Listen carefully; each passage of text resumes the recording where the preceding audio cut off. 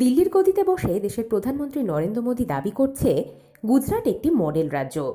সেখানকার পড়ুয়ারা অনেক শিক্ষিত, স্বাস্থ্যের দিক থেকেও তারা অন্যান্য রাজ্যের থেকে অনেক এগিয়ে। কিন্তু এই তথ্য সম্পূর্ণ ভুল বলে দাবি করছে পশ্চিমবঙ্গের অভিভাবকরা। তাদের দাবি, রাজ্য সরকারের উদ্যোগে প্রতিটি স্কুলে যে সমস্ত মিড ডে মিল দেওয়া হয় তা অনেক পুষ্টিকর। সেই পুষ্টিকর খাবার খেয়ে ছেলেমেয়েরা স্বাস্থ্যের দিক থেকে অনেক ভালো আছে। শুধু মিড ডে মিল নয়, এখানকার স্কুলের প্রতিটি শিক্ষক শিক্ষিকারা যত্ন সহকারে তাদের পড়াশুনো করায়।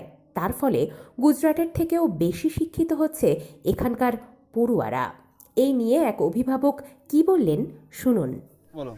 নরেন্দ্র মোদী গুজরাটে উনি যতই বলুক না কেন যে ওটা মডেল রাজ্য, কিন্তু না, আমাদের পশ্চিমবঙ্গে বাচ্চাদের যে আমরা স্কুলে মিড ডে মিল পাচ্ছি, ওটা খেয়ে ওদের স্বাস্থ্য খুব উন্নতি হয়েছে।